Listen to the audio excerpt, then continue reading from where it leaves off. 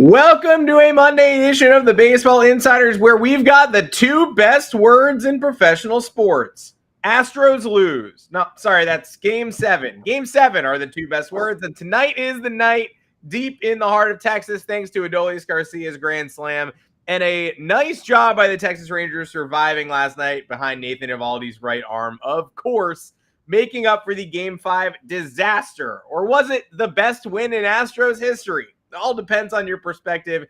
It shifted this series, and now we have a winner take all tonight. That plus Bob Melvin's future, the Phillies potentially getting back on the right foot, and an update on the Red Sox GM search with FanSided's MLB insider Robert Murray, who joins me as always and is pretty hype on the Philadelphia Eagles trading for safety Kevin Byard just before we went live. Robert, how you doing, dude? I'm great, man. Yeah, as you said, I was very excited. I found out as we hopped in the backstage here before the show that they traded for Kevin Byard. Life is good. Very excited.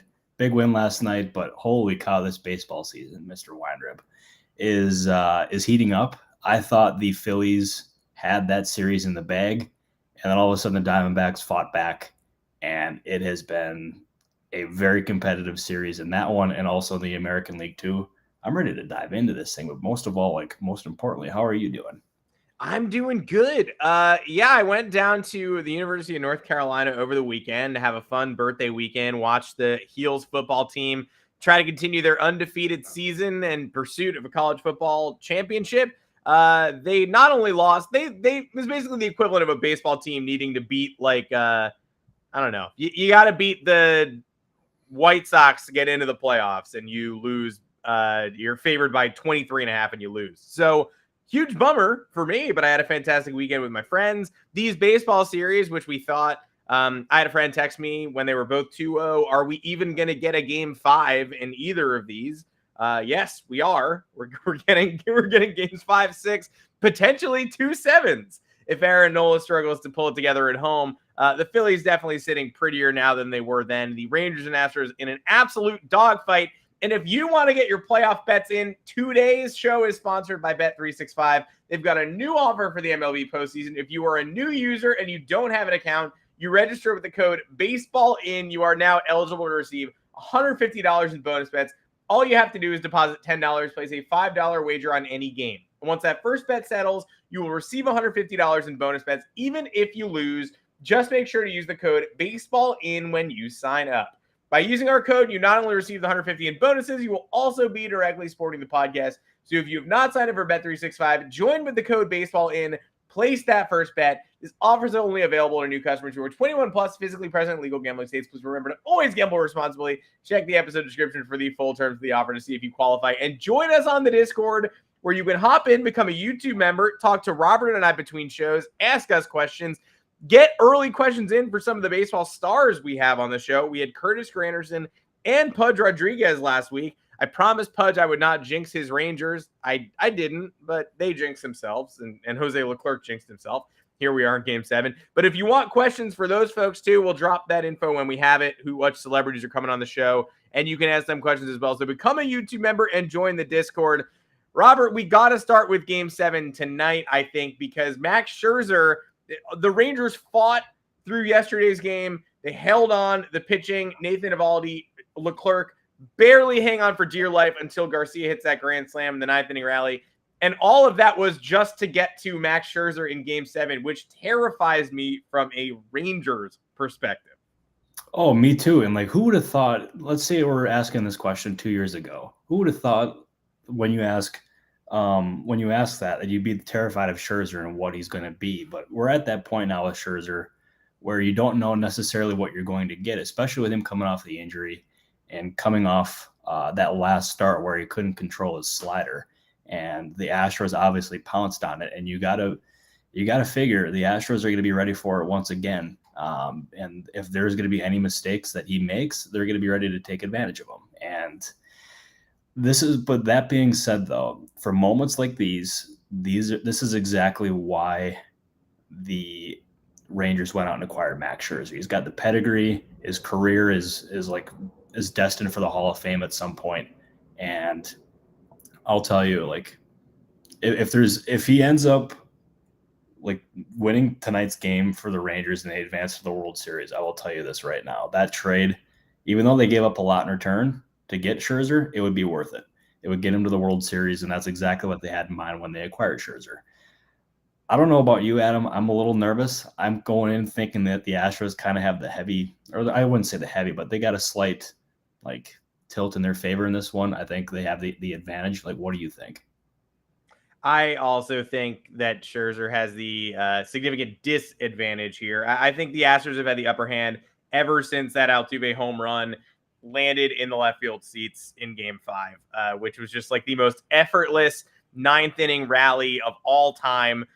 You're down 4-2, and I think everyone in America is wondering, hey, can they get a guy on base for Altuve, or what do they have to do here for us to actually have another moment? And then all of a sudden, it's like pinch hit single, walk, 3-run bomb, and it's just over like that. And they had first and second, nobody out in the bottom of the inning too, couldn't score, and you're kind of just like, well, that's that on that. So I didn't suspect the Rangers were going to come back and win yesterday's game. No. I think their fans should certainly be proud of them that they did, but what's the alternative if Scherzer struggles tonight? The bullpen is worn out. Spores pitches every day. Leclerc, they were able to get out an inning early yesterday, but it's not like he hasn't been overworked. John Gray comes in and does the bulk, I guess, if that's what they need, but he didn't exactly look great earlier in the series either. I think my opinion on Scherzer sort of turned on a dime during last year's Mets postseason, and he hasn't gotten that mojo back for me. I'm not confident at all that the hubris of, you know why he wants to be out there, but I don't know if he was ready for Game 3, and I don't know how much readier he could be for Game 7. No, you're 100% correct. And like that happened last year where, the Mets obviously signed him to that historic contract, and then the Padres just teed off on him.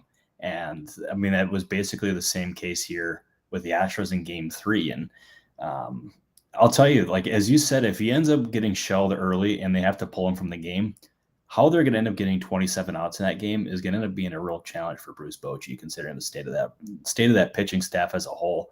I think he might be onto something though with the John Gray thing. Maybe they turn to him.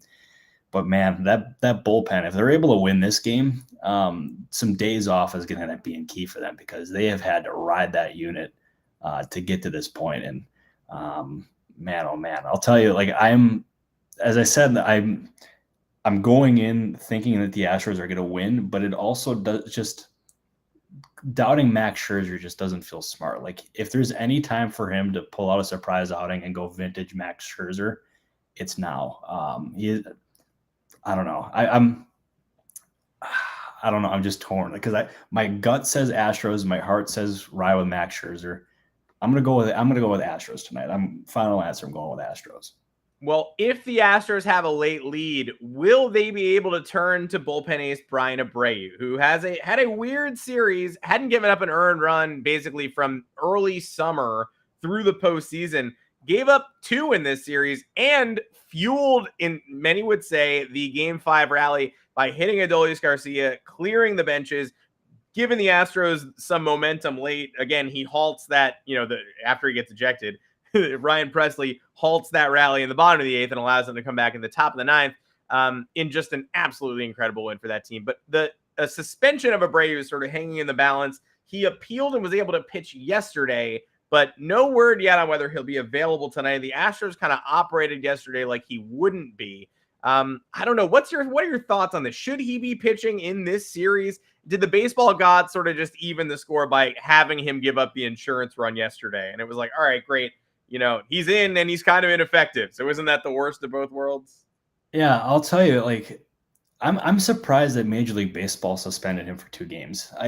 Because to me, there was no intent behind that. And I wouldn't understand why there would be intent.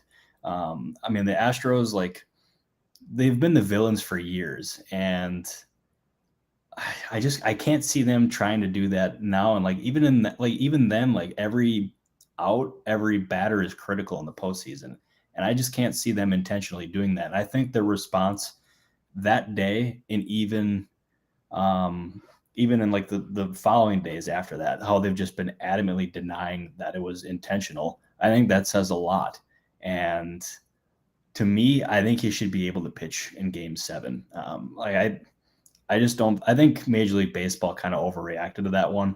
And another part of this too is I thought it was really strange that Adolis Garcia didn't initially go after Abreu. He went after Martin Maldonado. I wondered why that was. If I was there, I would have asked because I don't recall seeing that happen much. And I wondered if there's a particular reason for it. Maybe somebody did ask and I didn't see the answer. But that's something that stood out to me. And I personally think that Abreu should be able to pitch tonight. I really do. Well, we'll see if it ends up affecting them. Ryan Stanek did not have the juice yesterday when he was called on to handle the late inning duties. And Garcia, after swinging incredibly hard 16 times in last night's game, resulted in 4 Ks and then finally on the 16th swing, an all-time grand slam. And that is why we're here. My head, same as you, my head riding with the Astros, my heart riding with Max Scherzer. But I do suspect Houston comes out on top. And their opponent will be, I don't know, the series that you went to in the desert flipped a little bit midway through. You can write that first walk-off off as just the home team, the answer backs getting lucky, but they win game 4. The Phillies bullpen breaks down at a very inopportune time. It's Craig Kimbrell in both 3 and 4 who sort of gets tagged with the decisive, that makes your face scrunch up like, well, that wasn't great. And so even if this team advances, that's still not great. I'm curious as to what you saw in the desert. Now the Phillies have righted the ship a little bit. They're coming home up 3-2. It could have been worse for them, but this has been extended far beyond what they were comfortable with, I'm sure. Yeah.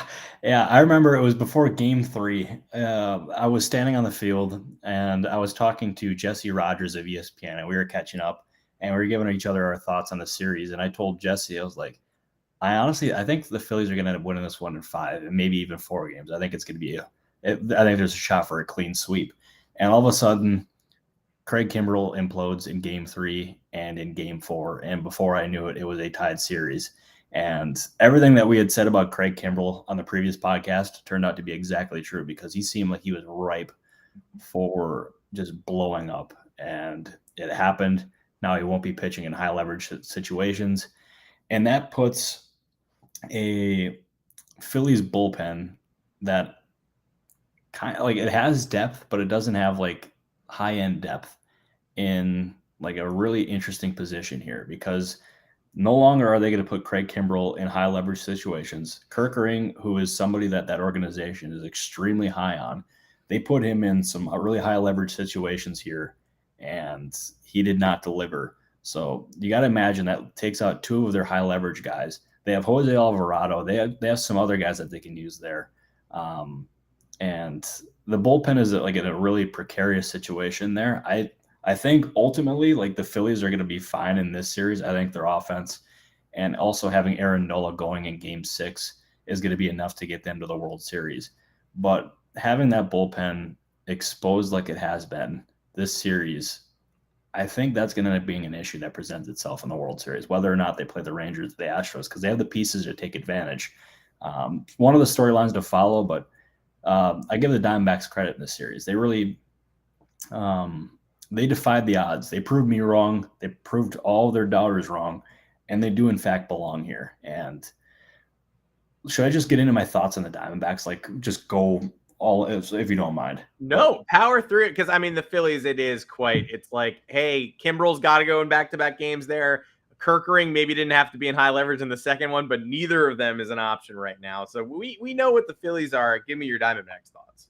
Yeah, because it's like the Diamondbacks, they obviously came into this postseason as extreme underdogs, and they swept the Brewers, they swept the Dodgers, and they've basically hung toe-to-toe with the Phillies. And obviously they have some really key young pieces in Corbin Carroll, and you have Gabriel Moreno, you have veterans like Ketel Marte, and they have pieces all across the board here that just make them so dangerous. And especially that's just on offense. Then you look at their pitching staff. They have Zach Gallen, they have Merrill Kelly, Brandon Pfaadt. He is somebody who I remember at the trade deadline hearing from a couple of rival teams saying that they wanted it, like that were trying to trade for Brandon Pfaadt. And it seemed like that was basically everyone in baseball that was talking to the Diamondbacks.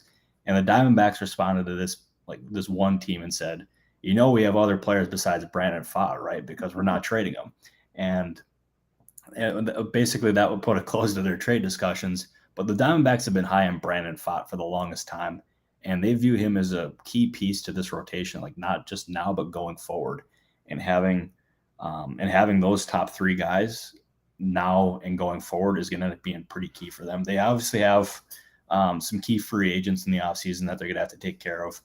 Gurriel in the outfield, who has been pretty good for them, is one of them. Tommy Pham is, I'll tell you, talking to players in the locker room there, Tommy Pham has been a really important player for them, and he is positioning himself and to be one of the more highly coveted, one of the more highly coveted, like second tier guys. And it wouldn't surprise me if he ends up getting a multi-year deal, because everywhere he's been, I know there's the Jock Peterson incident that's going to follow him for the rest of his career, but he changes clubhouses, and in a good way. And I think he's somebody who has been extremely important for that young clubhouse. And it wouldn't surprise me if there's a bunch of other teams who saw that and tried to add him to their clubhouses, because he's just, both on the field and off of it, he's been really important for Arizona.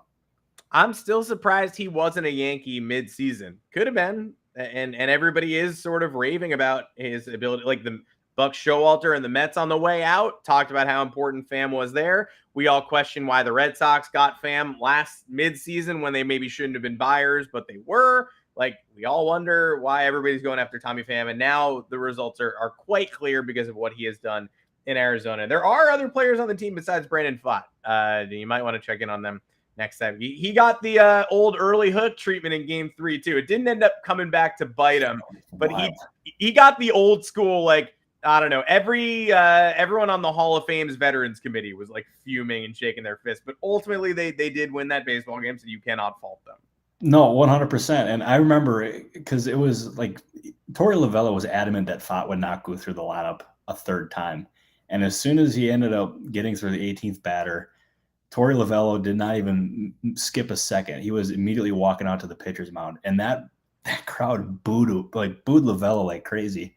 And I mean, you can't blame the crowd, because he was cruising through that point, but he was protecting his young pitcher, and he's just very mindful of guys going through the order a third time. And as soon as Lovullo got the ball from Pfaadt, and Pfaadt walked off the mound, like, he got a standing ovation, and rightfully so. And you got to imagine, like, his postseason performances against the Dodgers and the Phillies here, two like really good opponents, is going to end up vaulting him going into next year. And I think we're looking at a serious breakout candidate next year. And if you have those three guys cruising, and you add a capable fourth or fifth starter, we're looking at a team that has one of the better rotations in the National League. And combined with their offensive pieces, they could end up being right back in this spot again next year. Like, they have pieces, and I would fully expect Mike Hazen to supplement the roster to get them back to this point, and even possibly back to the World Series next year, if they don't make it this year, of course.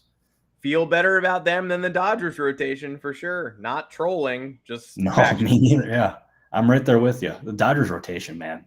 I was telling our guy Fabian Ardaya the other day that the Dodgers, in addition to Ohtani, they need to prioritize a high-end starter, like a Jordan Montgomery or a Blake Snell, or even like an Aaron Nola type. Like, I think they have to leave the offseason with at least one of those guys. Yeah, 1,000%. And they need to leave the offseason with one of those guys for it to even be close. Shout out to Kyle Schwarber too.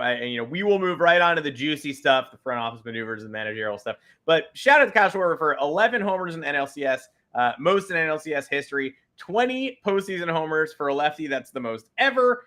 He's the 5th player to reach 20 playoff homers. He did so faster than anybody else. And that is somebody who was just flat out available to start the 2021 season. It was like, you want Kyle Schwarber? You can just have him. I think, obviously he unlocked plenty in Washington, was the ultimate clubhouse vibes steward in Boston, got the big multi-year deal in Philadelphia. But I think a lot of teams regret not bringing in someone who we knew exactly what he was. And he's exactly that now. And a lot of teams could have just had that for a mid-tier amount of money and decided not to.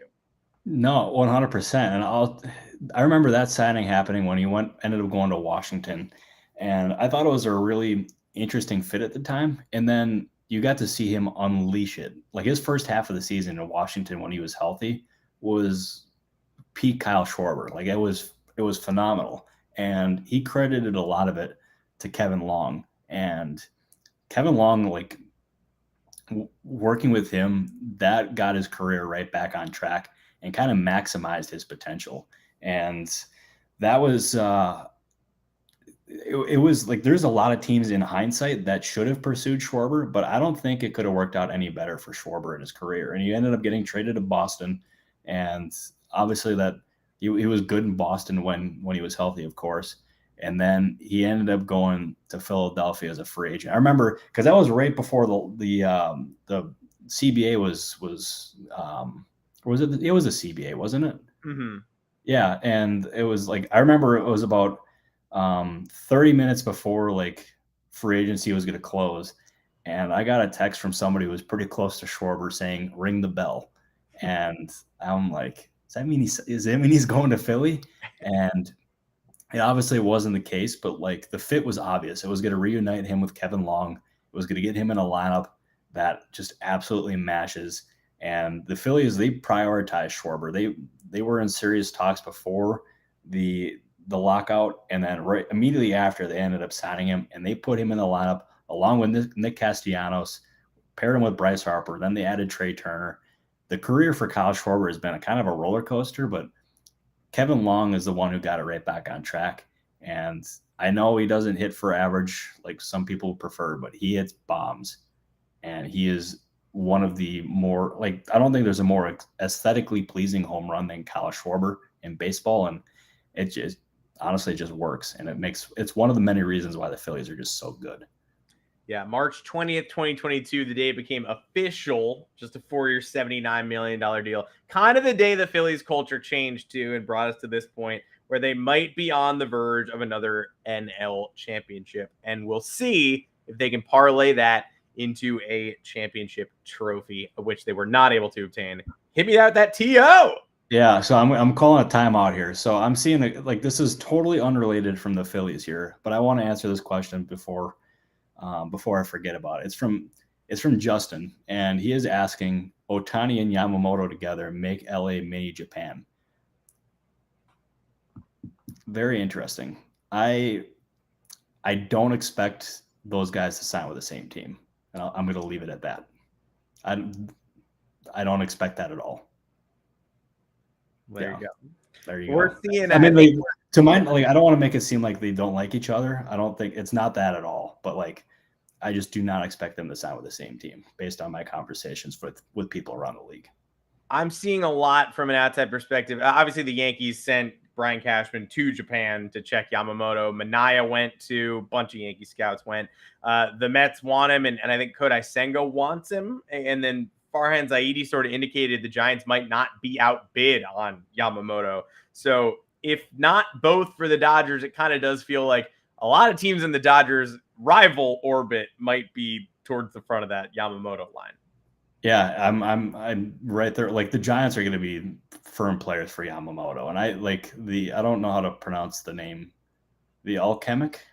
Is that right? Yeah. I think that might be it. I think that might be the reason why they may not sign with the same team. And as I said, it has nothing to do with them disliking each other, because I'm under the impression they like are friends, but I think that might end up being that right there from the Alchemic might be the reason why those teams or why those guys probably will not sign together. Would Canyons Pirates consider taking this big jump and maybe entertaining a Yamamoto deal? It's going to be $200 million. We pretty much know that. Yeah, I'll tell you, the Pirates. First of all, I don't expect them to sign Yamamoto, but sorry, man. Going from having their biggest deal being Jason Kendall to then Key Brian Hayes, and then to Brian Reynolds, which was the first player to sign for over $100 million contract in team history, to then possibly signing Yamamoto for $200 million. Pretty far. That's going to be pretty far fetched, but I will say I do like that Bob Nutting is spending more, and I fully expect from my conversations with people them to end up signing or being more active in free agency than they have in years past, especially with not just lower or mid-tier guys. I think they're going to be more on mid-tier guys, but they're going to be spending more than they have in years past. Well, we will hopefully get keyed in as the offseason continues on who exactly is on their radar, but tough to see a Yamamoto fit there. You mentioned Farhan and the Giants becoming players for Yamamoto. They're apparently players for somebody else pretty important. You had a Bob Melvin hunch a couple weeks ago. We watched it play out in the comments of the stream that even when we heard he was going back to San Diego and so is Preller, it was like, I'd like to see the ink dry on that. And now he has permission to interview with the Giants. Seems to be a favorite for that managerial job in Gabe Kapler's place. Is he as good as gone? And if so, who is next in San Diego? I think he's as good as gone, because as someone who is pretty close to the situation ended up like saying to me earlier, how does Bob Melvin like get permission to interview with the Giants, go to the Giants and talk with them, and then return back to San Diego as if nothing happened? I don't think that's possible. I don't think that can happen. I think Melvin is basically as good as gone in San Diego, and I would imagine he's probably about 90% of the way to being the Giants' manager. Obviously, anything can happen, so you never know. But the writing has been on the wall for this for quite some time, and there was just like, I know Preller said on the record right away that Melvin was going to return next year, but my conversations with people before that and even immediately after Preller's comments suggested that Melvin's future was up in the air. And obviously it would be a really disappointing end to what was supposed to be a really exciting tenure in San Diego, but it never worked. And Melvin and Preller's relationship was never there. Like they butted heads. Like, I know there's been some reports that they hate each other. I don't think that is entirely accurate. I think that's probably way too strong, but they just never were eye to eye. And I would imagine that Padres' next manager is either going to be Mike Schilt or the other in-house candidate there. I think that's going to probably be the direction they go in. And you got to wonder if this doesn't work out, this has to be AJ Preller's last hire, right? Because this would be his fourth or fifth manager. There's many GMs who don't get like more than one. And that's crazy. And he's got to get this one right. He's got to make sure he ends up giving, like, he doesn't try to micromanage, I guess, the coaching staff, because I know that's been a common complaint for some of these coaches. It's got to work, because they've obviously invested a lot of money in that team. And if it doesn't work, then I think they just need to clear house and start all over. And for Peter Seidler, who's just done everything he possibly can to get that team in contention, that would be a pretty tough pill to swallow. What about Schilt as manager, Yadier Molina as his bench coach? Am I on peyote, or is that possible? I don't know, but I'm gonna guess that Yadier Molina ends up with the Cardinals as a coach in some way, shape, or form. I think that's where he's gonna go. I just can't see him being outside of the Cardinal red. But if there's ever anyone who can get him to be with a different organization, perhaps that person can end up being Mike Schilt. Who knows? Well, we shall see. I like Schilt over Ryan Flaherty, I think, and this is probably Preller's last shot. You'd have to think. Before we sign off, we got to do another update on the Red Sox GM search, because my mind is boggled, and I was on the road to the airport on Friday when I got the notification that Kim Ng had turned down an opportunity to interview for that job. James Click interviewed for that job, but also turned it down. So now we're left with a bunch of internal candidates and Thad Levine and Neil Huntington, and also just some cricket noises.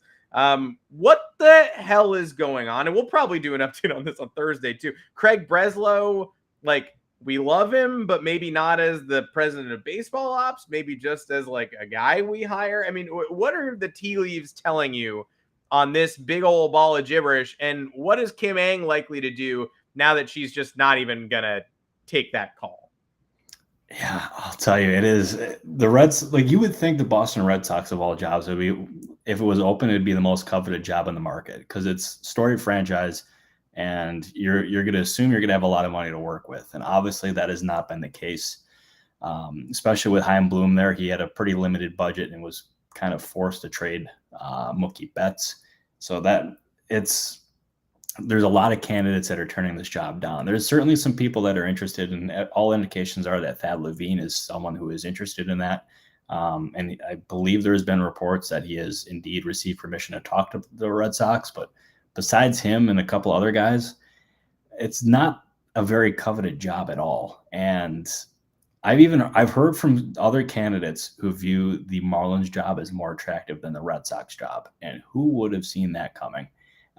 Certainly not me. I wondered, like, there's been some people in the league who think that James Click could end up being somebody who's interested in the Marlins job. I don't know for sure. I've not heard anything from Click or the Marlins on that, but that's just been the industry scuttlebutt.